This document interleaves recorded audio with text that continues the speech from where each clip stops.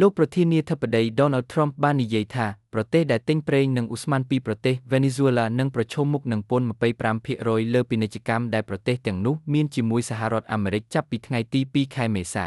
លោក Trump បាននិយាយនៅក្នុងសន្និសីទសារព័ត៌មានមួយនៅ Exeter វិមានថាប្រសិនបើពួកគេទិញប្រេងរបស់ពួកគេពីប្រទេស Venezuela ពួកគេត្រូវបង់ពន្ធ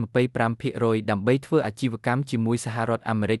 ប្រទេសចិនគឺជាគោលដៅធំបំផុតសម្រាប់ប្រេងឆៅរបស់ Venezuela កាលពីឆ្នាំមុនបន្ទាប់មកគឺសហរដ្ឋអាមេរិក ឥណ្ឌានិងអេស្ប៉ាញ